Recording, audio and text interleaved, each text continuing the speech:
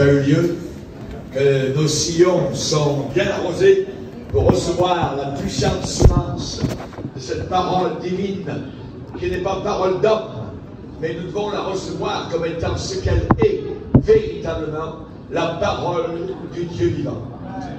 Pour n'avoir pas cru à cette parole, le peuple d'Israël n'a pas pu entrer dans la terre promise, et c'est la génération nouvelle qui est entrée, et l'ancienne génération est morte dans le désert. Moïse a dû faire des enterrements par milliers à cause de leur incrédulité. Et nous, aujourd'hui, nous n'avons pas devant nous un enterrement, mais nous avons une joie, une cérémonie, une fête. Et nous allons entendre cette parole merveilleuse. Nous avons eu jusqu'à présent des temps formidables devant le Seigneur. Et ne faut pas prendre cela comme acquis. C'est parce que le Seigneur veut nous bénir. Le Seigneur veut nous appeler. Jeunes et vieux se réjouiront ensemble, nous promet la parole de Dieu. Ce soir, quelle joie de voir un jeune homme sauvé, passer des ténèbres, passer de la puissance de Satan à celle du Seigneur Jésus-Christ. Amen. Découvrir la vérité, prendre le joug de Jésus-Christ sur soi-même et continuer à marcher dans le champ jusqu'à la fin. Nous avons vu différentes choses pour nous aider à vaincre l'ennemi de nos foyers. Nous allons voir ce soir 5 choses qui vont nous aider à être victorieux dans nos vies personnelles. Cela est très important.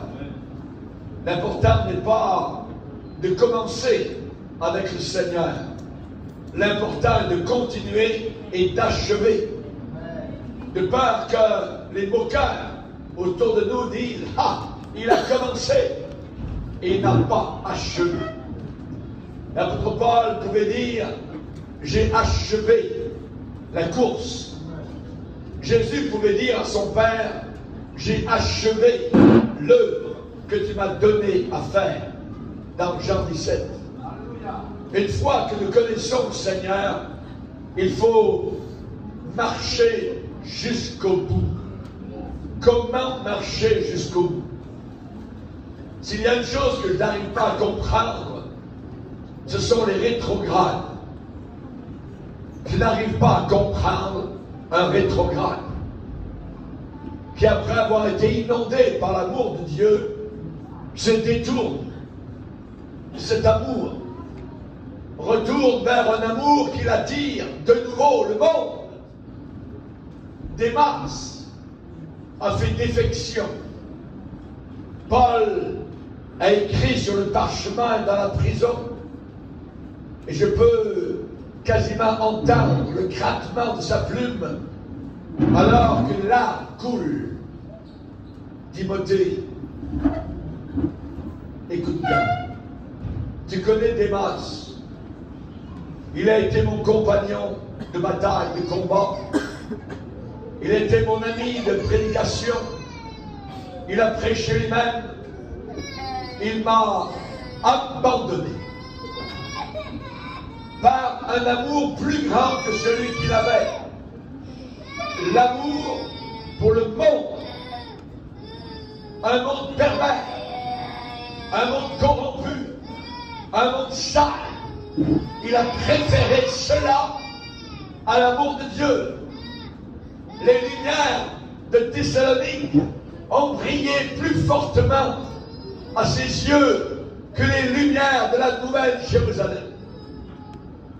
Défection, trahison.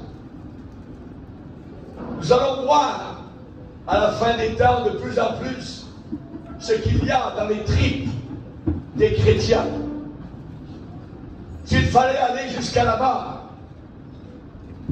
si on nous demandait de renier Jésus, nos églises seraient coupées, pas en 2, mais en 3, en 4. Nous verrions véritablement ce qu'il y a au fond de chacun de nos cœurs.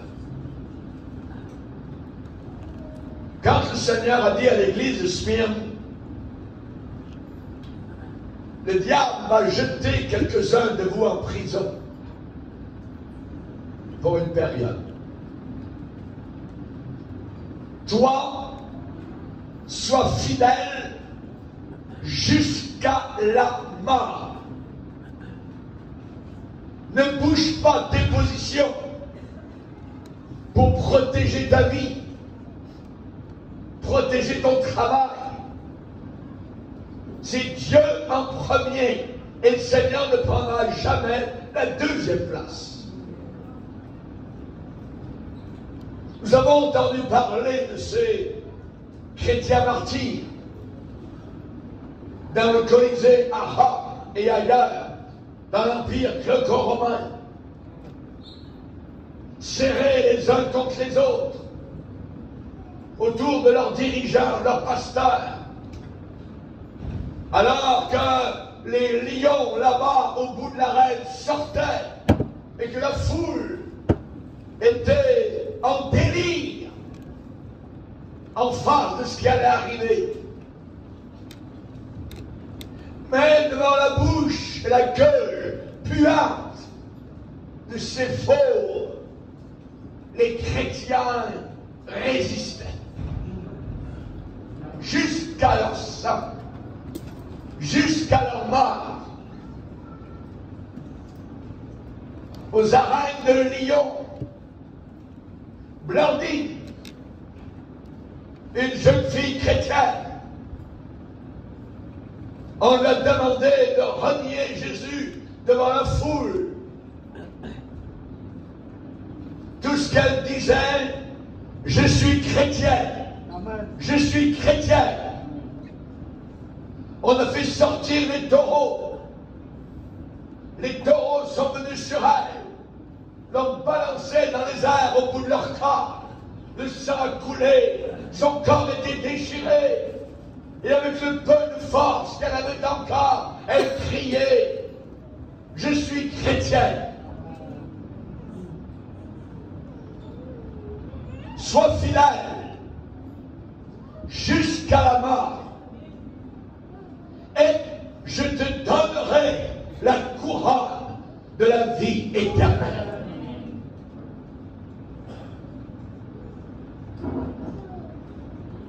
À Aigues-Mortes, pas très loin de Montpellier, il y a une tour de Constance, appelée ainsi. Nous l'avons visitée avec mon épouse. Dans cette tour, le roi Louis XIV amenait les récalcitrants qui ne voulaient pas retourner à l'église catholique romaine.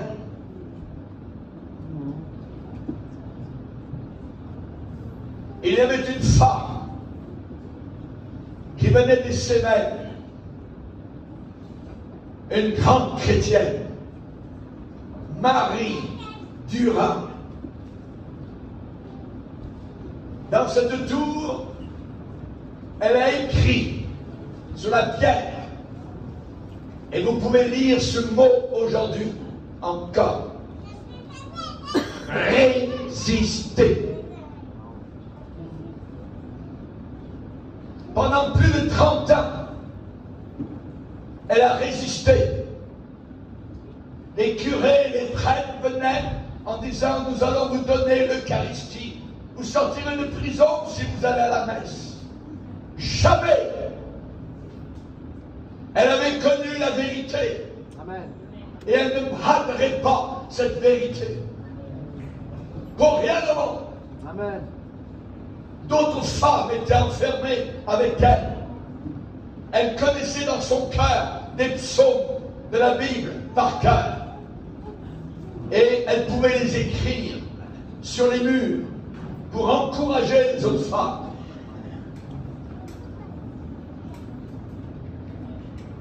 J'aimerais que nous puissions avoir la trempe de ces personnes que je viens de citer, soit dans le Colisée de Rome, soit dans les arènes de Lyon, soit à Aigues-Mortes. Ces gens-là, nos ancêtres chrétiens, étaient prêts à aller jusqu'au bout, quel que soit le prix à payer.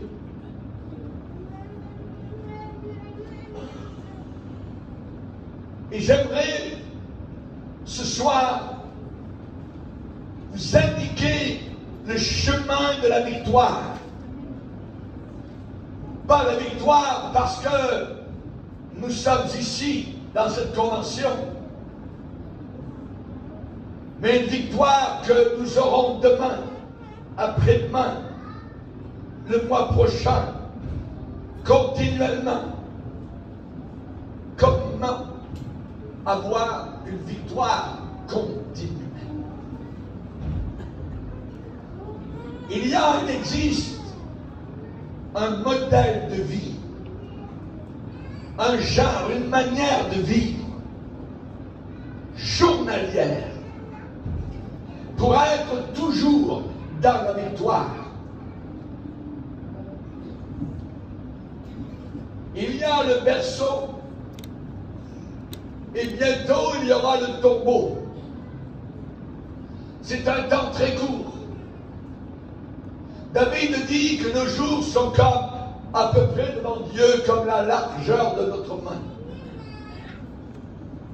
Mais après cela, il y a des jours, des éternités sans fin.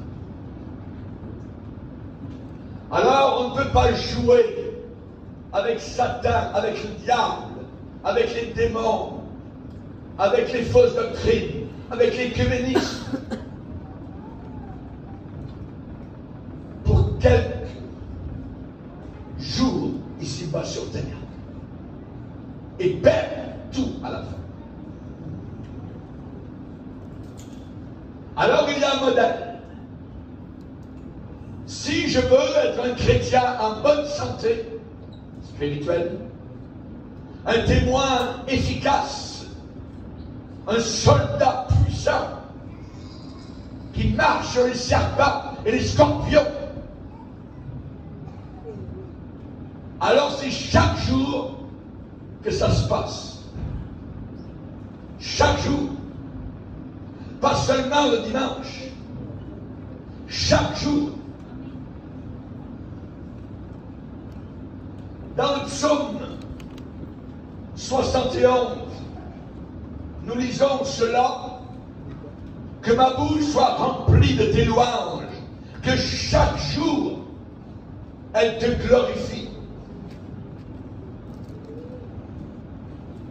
Verset 15, ma bouche publiera ta justice, ton salut chaque jour. Le verset 24, ma langue chaque jour publiera ta justice. Chaque jour. Chaque jour.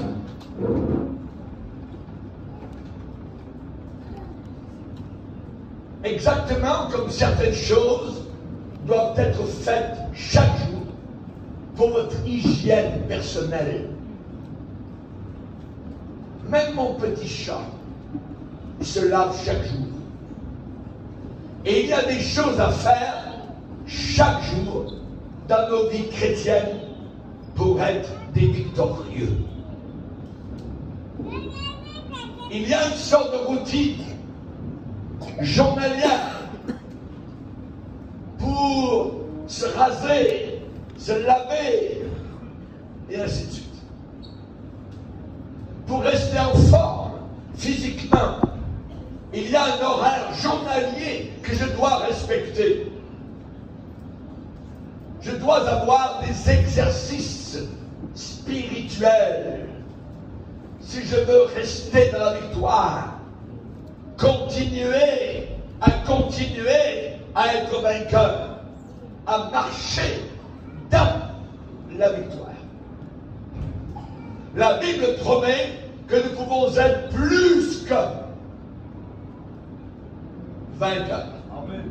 Plus que déjà vainqueurs. C'est merveilleux. Mais nous, chrétiens, nous pouvons être plus que cela. Triomphateurs. Paul a dit, l'athlète n'est pas couronné, ne reçoit pas de médaille, s'il n'a pas joué selon les règles du stade. Il a dit, les athlètes dans le stade s'imposent eux-mêmes toutes sortes de restrictions pour gagner le prix. Ils s'imposent eux-mêmes. Paul a dit à Timothée, exerce-toi à la piété. À la piété. Dieu cherche des hommes pieux, des jeunes gens, des jeunes filles pieuses, des femmes pieuses. Ce n'est pas démodé là-haut dans l'éternité d'être pieux, vertueux. Pourquoi Paul dit cela à Timothée? Parce que l'exercice corporel est utile à peu de choses. Mais la piété a avec elle la promesse de la vie présente et de la vie future.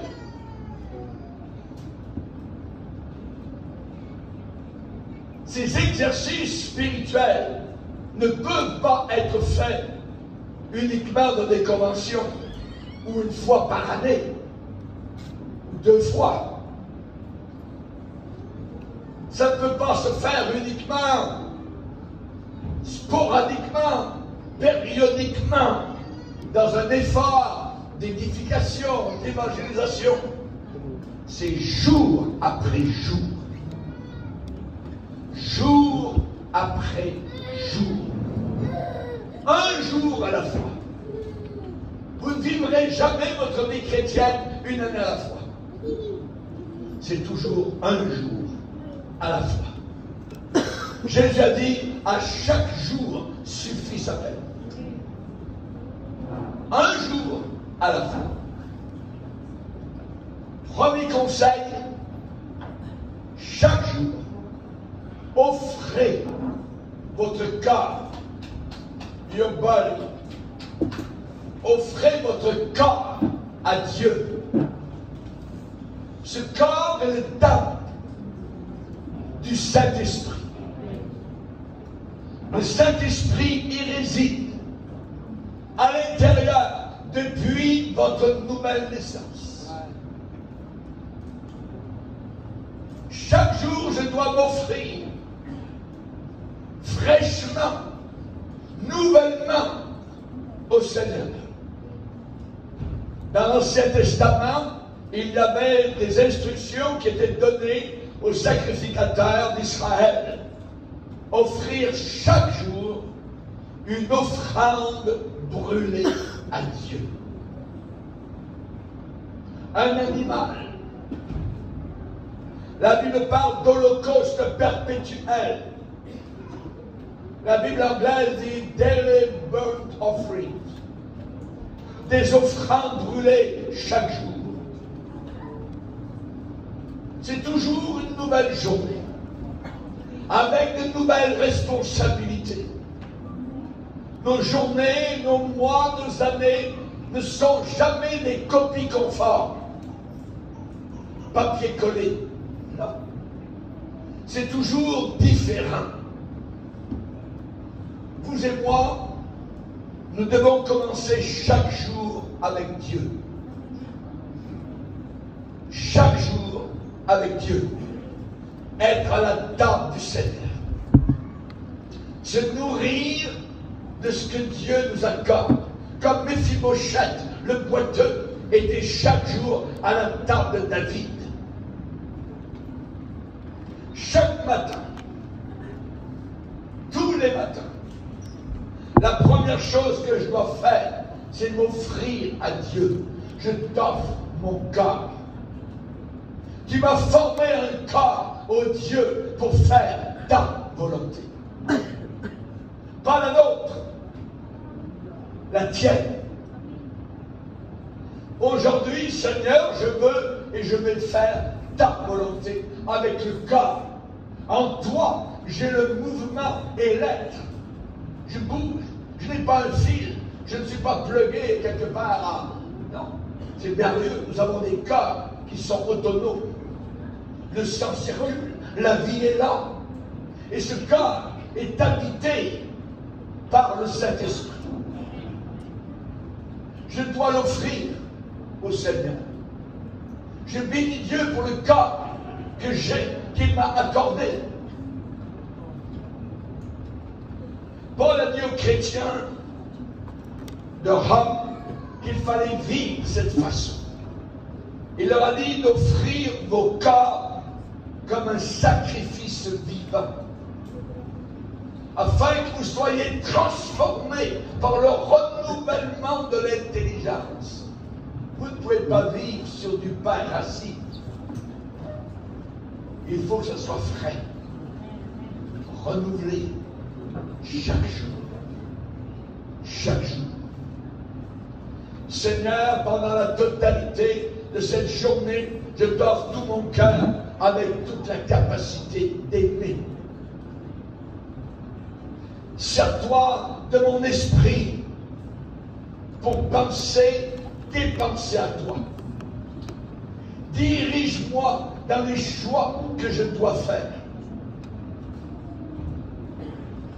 La manne tombait sur le cœur d'Israël chaque matin.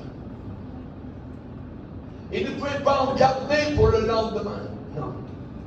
C'est chaque matin qu'il devait sortir de la tente et aller sur le terrain du désert pour ramasser leur nourriture. Tous les matins. Sauf durant le sabbat. Si vous faites une offrande journalière comme cela, vous n'aurez aucun problème à vivre pour le Seigneur. Aucun problème à vivre pour le Seigneur. Jésus est le même hier et aujourd'hui. Aujourd'hui. Il est le même. Il n'a pas changé. Je vous ai parlé tout à l'heure. Il a béni cet après-midi certaines personnes qui ont été baptisées dans le Saint-Esprit. Amen. Il est là. Amen. Il est présent. Nous sommes bénis, nous sommes heureux en sa présence. Amen. Josué a défié le peuple à la fin de sa vie en leur disant: choisissez aujourd'hui qui vous voulez servir. Aujourd'hui, être renouvelé. On a besoin d'être renouvelé. Je ne pourrais jamais y arriver si je n'étais pas renouvelé. Continuellement. Tout pasteur d'église et ouvrier a besoin d'être renouvelé pour apporter une parole fraîche au peuple. Amen. Deuxièmement, si vous voulez aller jusqu'au bout, être fidèle jusqu'à la mort, invoquez le Seigneur chaque jour dans la prière. Parlez-lui. Dites-lui quelque chose. Formulez des paroles. Il attend. Il aime qu'on lui parle. Fais-moi entendre ta voix, dit le bien-aimé à la bien-aimée dans le cantique des cantiques. Fais-moi entendre ta voix. Dieu veut qu'on lui parle. Il veut nous entendre. Chaque jour, je crie à toi. Psaume 86. Et je sais une chose par expérience et par observation, sur de nombreuses années passées dans la vie publique, c'est lorsque je consulte Dieu, je demande l'avis de Dieu, son conseil pour ma journée, les choses se mettent en place bien plus facilement. Amen. On dirait qu'il est là. Et au lieu de perdre 2-3 heures, eh bien le matin, je passe 2 heures avec lui pour lui demander son conseil. C'est du temps gagné. C'est jamais du temps perdu. Pasteur, je ne peux pas passer 1 heure ou 2 tous les jours. Ah ouais. Quand vous étiez en amour avec votre épouse, le temps passait si vite. Vous passiez 5 heures, 6 heures, une après-midi entière, une soirée entière. Et avec Dieu, quelle sorte d'amour avons-nous avec lui? commencer avec demi-heure. Ensuite, augmenter. Il y a des chrétiens qui commencent avec 3 heures. Puis 2 jours après, c'est terminé. Ils arrêtent tout. Non. Il faut que ce soit régulier. Prier.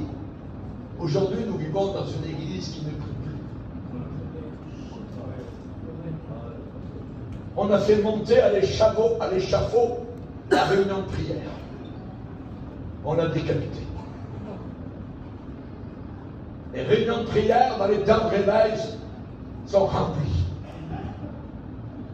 Aujourd'hui, vous avez 2-3 personnes ici et là. Et nous voudrions voir de grandes choses. Dieu n'est pas fou. Dieu n'est pas un insensé. Nous ne l'aimons pas suffisamment. Il faut l'invoquer. La Bible dit, David consulta Dieu. Seigneur, de quelle manière dois-je m'y prendre pour les Philistins? Tu vas les attaquer comme cela. Par devant. Vas-y. Ensuite arrive une autre bataille. Seigneur, comment dois-je faire maintenant? Ah, quand tu entendras dans les mûriers le bruit de mes pas, alors tu feras ceci et cela. Ça change tout. Dieu a des stratégies. C'est pas toujours pareil, identique. Il faut savoir comment il agit. Comment agit-il? La Bible a un verset où il est dit que le peuple d'Israël a vu les œuvres de Dieu. Mais Moïse a connu les voies de Dieu. Moïse savait comment Dieu agissait. Tandis que les Israélites voyaient uniquement la mer qui s'ouvrait et l'eau qui coulait d'un rocher, et ainsi de suite. Mais ils ne connaissaient pas les voies de Dieu. Connaître Dieu, c'est la vie éternelle. Amen. Le connaître. Paul, après avoir été sauvé, a dit, je fais une chose. Je cours pour le connaître. Et tout le reste se considère cela comme de la boue. J'étais ceci, j'étais cela, j'avais ceci, j'avais cela, j'avais tel diplôme, j'étais parmi les Juifs un des meilleurs, blablabla. Bla, bla, bla. Je considère tout cela comme la poubelle pour la connaissance de Jésus-Christ. Je veux le connaître et je veux grandir. Et comme il est Dieu et qu'il est infini, vous ne pouvez jamais vous arrêter d'apprendre et de continuer à grandir et à grandir. C'est infini. Aujourd'hui, nous avons un petit estomac spirituel qui est refermé. Parce que nous sommes squelettiques. Parce qu'on n'est pas habitué à de la nourriture solide. On est habitué à des petits laits. Et on fait une indigestion dès que quelque chose, une sorte de steak arrive.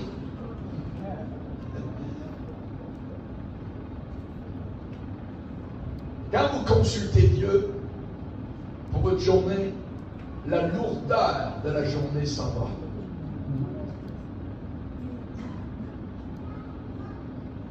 Souviens-toi des outrages que te fait chaque jour l'insensé. L'insensé, l'incrédule, l'athée se moque tous les jours de Dieu. Dans nos écoles, on se moque tous les jours de Dieu. Tous les jours. Mes petits enfants, eh bien la science déclare que nous venons d'un singe. Une moquerie face à Dieu.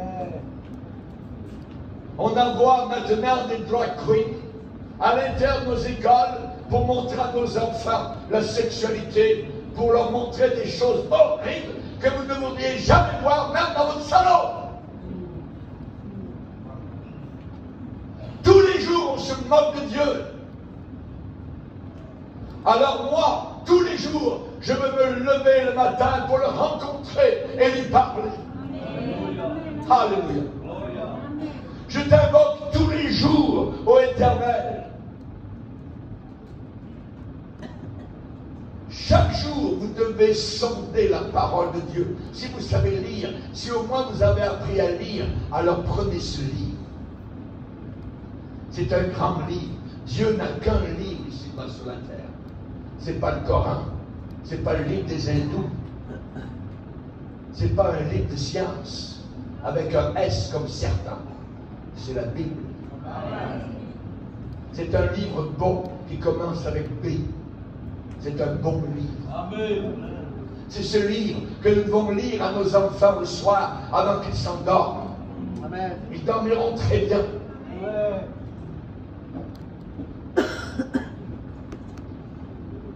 Sondez chaque jour la parole de Dieu. Dès le début de ma vie chrétienne, j'ai commencé à prêcher la parole du Seigneur. Et je me rappelle aller dans différents endroits au travers du Québec où il fallait 200-300 km avant d'arriver au lieu de prédication. Et soudain, pendant que je voyageais, j'avais faim. Je n'avais pas faim du pain ou de nourriture. J'avais faim de ce livre. Et je m'arrêtais. Je cherchais un endroit tranquille, une table de pique-nique, quelque chose de semblable, pour aller étudier la parole de Dieu. Amen. Pour aller me nourrir. Et quand au bout d'une heure, 1h30, j'avais fait un bon repas avec le Seigneur, là je continue. L'homme ne vivra pas uniquement de paroles des hommes, ou de pain des hommes, mais de la parole de Dieu. Amen. Il faut apprendre à se nourrir, pas attendre d'un dimanche à un autre ce que le pasteur va m'apporter. Vous allez crever de faim. Il faut vous nourrir vous-même. Il faut apprendre à ouvrir ce livre et à dire, je vais commencer à lire l'évangile de Matthieu. Ensuite, on continuera. On ira dans les épîtres ou alors on commencera à lire des proverbes. On va aller dans le verger de Dieu. C'est un verger inimaginable. Amen. Vous allez secouer l'arbre de l'île des proverbes, va tomber un paquet de fruits que vous n'aviez jamais imaginé. C'est ce livre qu'il faut aimer. Aujourd'hui, dans nos églises, vous n'avez même plus besoin d'amener votre Bible. Pourquoi? Parce qu'on va vous la mettre directement sur l'écran. Nous, on a des écrans dans notre église. Mais ne mettons pas la Bible sur l'écran. Nous demandons aux gens d'amener la Bible avec eux quand ils viennent. Sinon, comment vont-ils la connaître? Comment sauront-ils ce qui est dit dans les Chroniques, ce qui est dit dans Amos, ce qui est dit dans Naoum, ce qui est dit dans le Lévitique? Nous venons de finir un cours sur le tabernacle.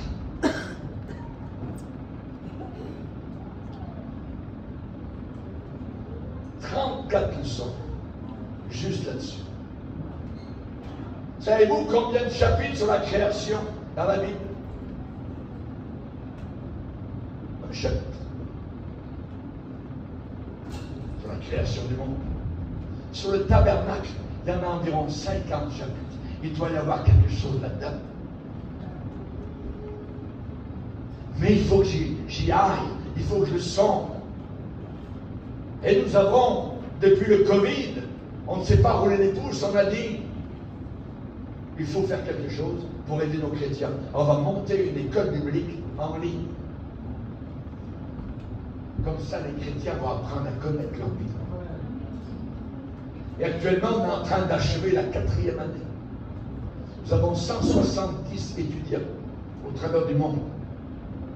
Chaque jour, ils étudient la Bible. Ils sont obligés parce qu'ils sont entrés dans ces paramètres. Et je dis merci Seigneur. Alléluia. Il nous donne des rapports et il nous dit c'est merveilleux, pasteur, que des choses j'apprends. C'est dans la Bible. Mais ils ne savaient pas.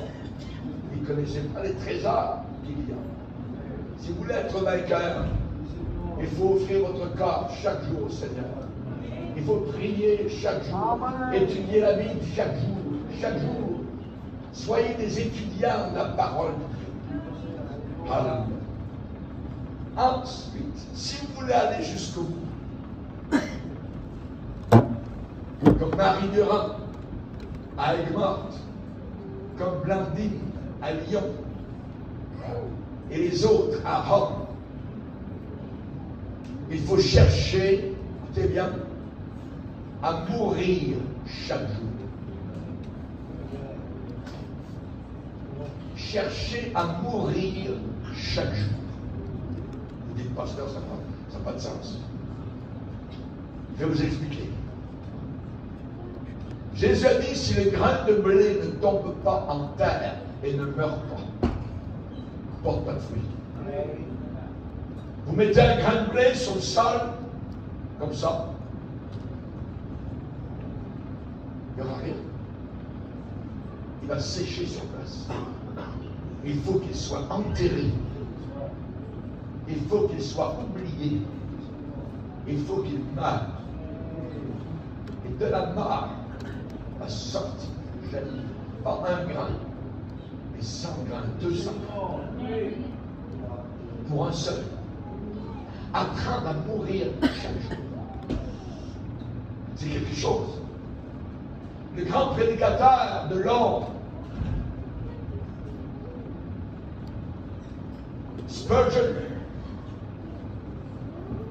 racontait qu'il est né chaque jour se regarder dans son cercueil comme mort. L'avez-vous déjà fait? C'est intéressant. C'est un drôle de sentiment qui nous fait aller dans la réalité. L'apôtre Paul a dit aux chrétiens de Corinthe, je meurs chaque jour. Je meurs chaque jour. La version française dit, je suis exposé à la mort chaque jour. Exposé à la mort chaque jour. Ça semble un programme très étrange.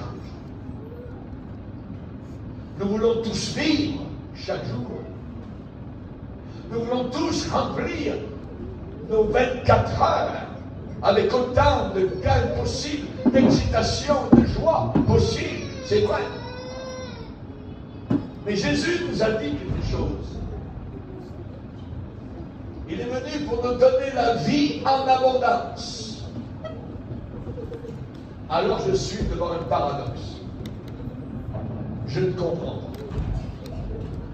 Paul dit, je meurs chaque jour. Jésus dit, je vous donne la vie en abondance. Comment ça peut se faire? Eh bien, j'aimerais vous dire que c'est une façon de vivre. C'est une manière de vivre. Mourir. Mourir. C'est un enseignement unique à Jésus. Il y a même un psaume qui commence avec ce sous-titre « Mort pour le Fils ».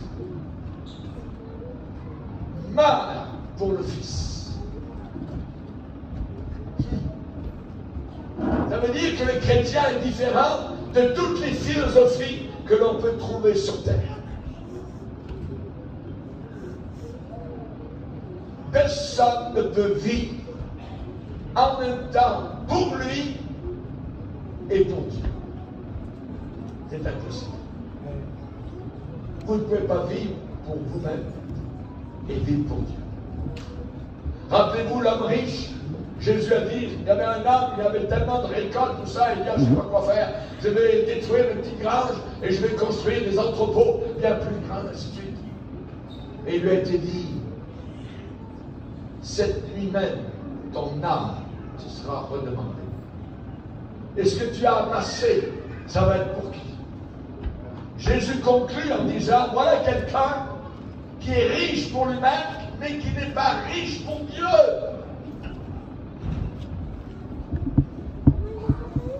Il faut être riche pour Dieu. Alors chaque jour, je dois faire face à des arrangements de services funèbres. Chaque jour. qui meurt? Moi. Chaque jour. Il faut apprendre ça.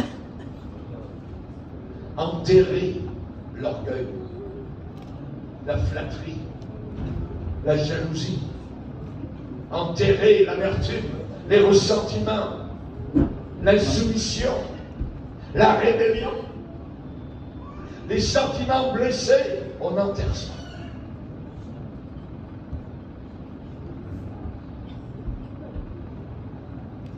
Un autre conseil, chaque jour, je vais parler de Jésus à quelqu'un.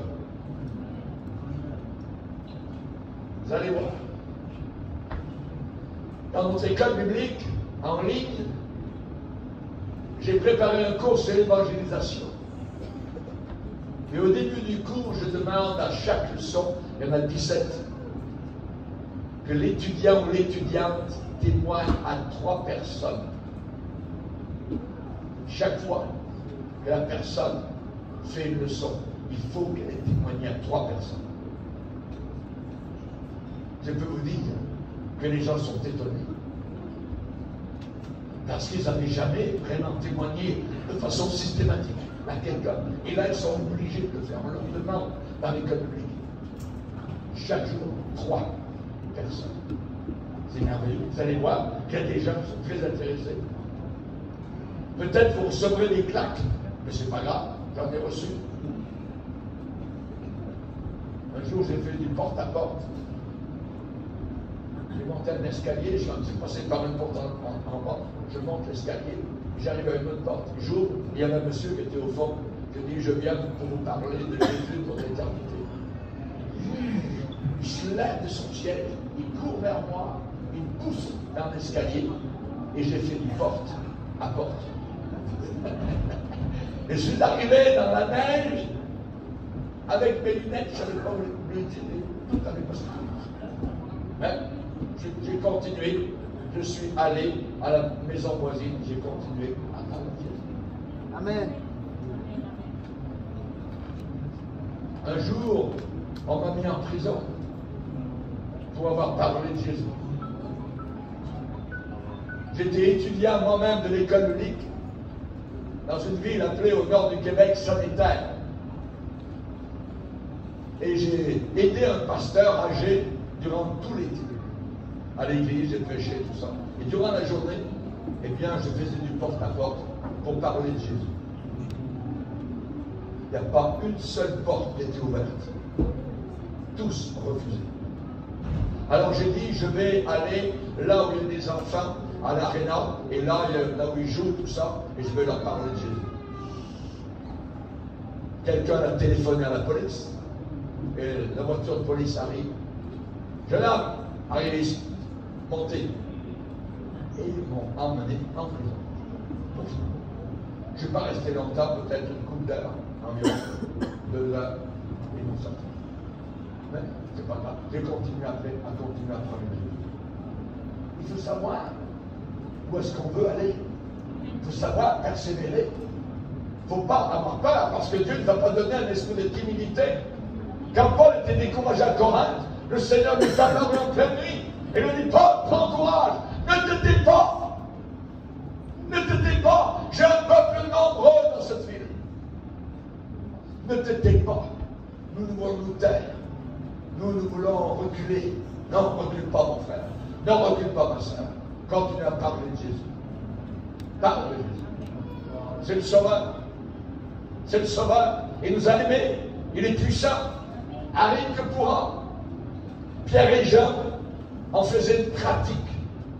Tous les jours, ils parlaient du Seigneur.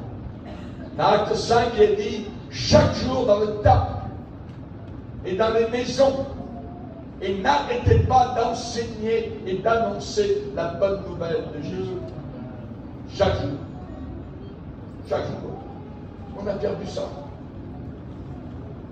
On ne sait plus comment témoigner. Mais si vous avez un témoignage, si vous êtes sauvé, il y a quelque chose qui est là. Et personne ne peut aller contre votre témoignage. Quand on a demandé à l'aveugle, guéri, c'est qui t'a parlé? Je ne peux pas vous dire, Il a disparu dans la foule, mais je peux vous dire une chose, j'étais aveugle et maintenant je vois. Et le chrétien peut dire ça. J'étais un enfant du diable et maintenant je vois. Par là-bas, j'étais dans la religion, j'étais perdu. Maintenant, j'ai connu la vérité. Et ça, personne ne peut aller contre cela. Même pas le diable. Parce que nous l'avons vaincu par le sang de Jésus et par la parole de Dieu. Alléluia. Que Dieu soit glorifié. Je vais vous donner autre chose pour être des vainqueurs. Non seulement parler de Jésus chaque jour, mais attendez chaque jour son retour. Chaque jour, son retour. Cela va vous purifier. Quiconque a cette espérance se purifie lui-même, comme lui-même est pur. Il peut revenir n'importe quand. Savez-vous pourquoi il n'a pas donné de date? Parce qu'il veut que nous soyons vigilants. Amen. La vigilance. La vigilance, c'est être vigilant. En France, il y a un sous-marin atomique avec 110 marins à bord. Et ce sous-marin atomique peut lancer une bombe atomique si quelqu'un attaque la France à 9000 km. Savez-vous comment s'appelle le sous-marin? Le vigilant. Il veille à bord, jour et nuit. Ils sont dans les profondeurs des océans. Ils veillent. Ils sont en veille constante. Ils attendent un téléphone du président de la République qui donne l'ordre de tirer une bombe atomique. Ils sont en veille. Nous attendons non pas un téléphone, mais la voix. La voix d'un ange. Amen. La voix d'un archange qui dira, il est là. Amen. Montez. Amen. Vous les enfants du Seigneur. Nous devons être des vigilants. Amen. Quel est l'homme prudent et sage, a dit Jésus, qui attend son maître. Mais si cet homme se dit, oh, il est tard à venir, et s'il se met de nouveau à battre ses amis, à aller avec les ivrognes, à s'arrêter dans les bars, et ainsi de suite. Alors, vous lirez Matthieu chapitre 25. Il faut être vigilant. Ce n'est pas une petite affaire. La vigilance, si c'était aujourd'hui. Si quelqu'un me dit Jésus va revenir en 2023, ne le croyez pas. Ne le croyez pas. Parce que personne ne peut donner de date. On reste sur la parole de Dieu. La parole dit que personne ne connaît ni le jour ni l'heure. Alors Satan dit, ouais, mais on peut connaître l'année. Non! Personne, c'est personne. Pourquoi depuis 2000 ans, il n'est pas encore venu? Parce qu'il veut que nous veillions. Amen. Mais le moment où vous ne veillez plus, vous prenez vos aises. Le péché commence à s'infiltrer. Le serpent commence à s'enrouler sur votre cœur.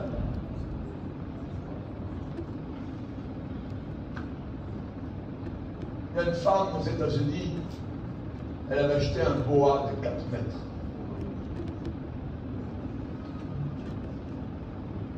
Et un jour, en revenant, alors qu'elle avait laissé sa petite fille de 8 ans, elle l'a trouvée morte, enroulée. Le bois s'était enroulé autour de la petite fille. Elle est sienne. Satan est un serpent. C'est son signe depuis la Genèse. Et il veut entourer des cœurs. Il veut tuer. C'est un tueur, c'est un criminel. Uniquement ceux qui sont vainqueurs jusqu'à la fin, qui ne se laissent pas faire, qui ne se laissent pas toucher par le diable. Parce que 1 Jean nous dit, le diable ne touche pas. Un chrétien ne peut pas être possédé par Satan. C'est une invention théologique complètement fausse. Pensez-vous que vous avoir Jésus-Christ en vous et un démon en même temps? Impossible. Les petits chrétiens qui viennent à la prière, pasteur, prie pour moi, j'ai un démon en moi. Jamais de la vie. Ne prie pas pour ça. C'est de la folie.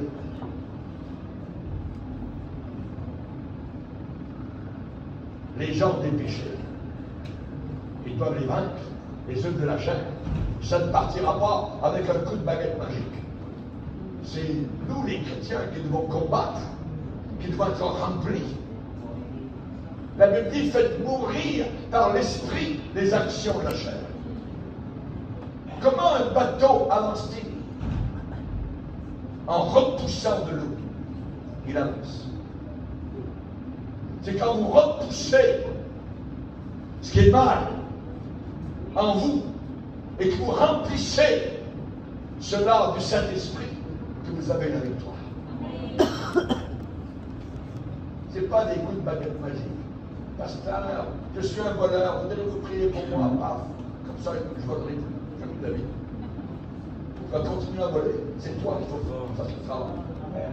Dieu t'a sauvé, Dieu t'a pardonné, mais c'est toi maintenant qu'il faut t'approcher du Seigneur.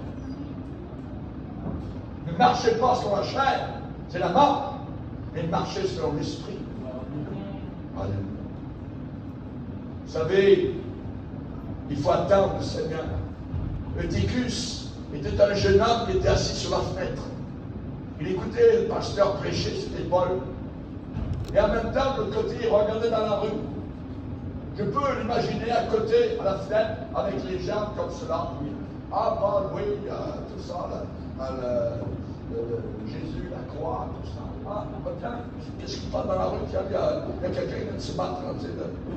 Il écoute, à un moment donné, il s'en va, elle tombe dans la rue. Il meurt. Pourquoi? Parce que son intention était déviée. Il a fallu un miracle de résurrection pour le ramener à la vie.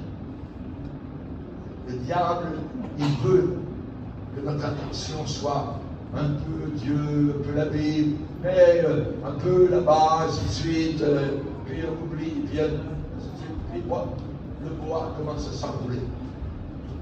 Puis là, la respiration devient plus dure. On commence à moins aimer les réunions. On trouve des défauts chez le pasteur, surtout la femme du pasteur.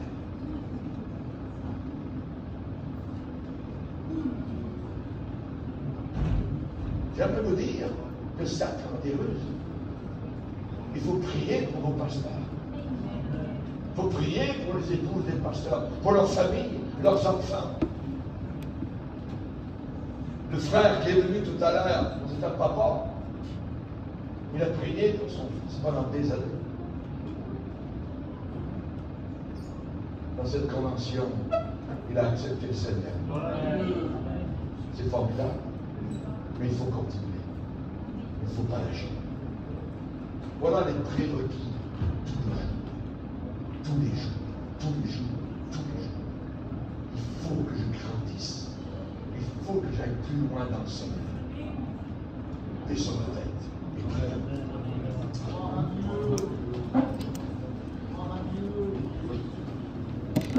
Seigneur, nous sommes devant toi. Nous avons beaucoup de générations de chrétiens qui nous ont précédés, qui ont lutté, qui ont été persécutés, qui ont été obligés parfois de fuir leur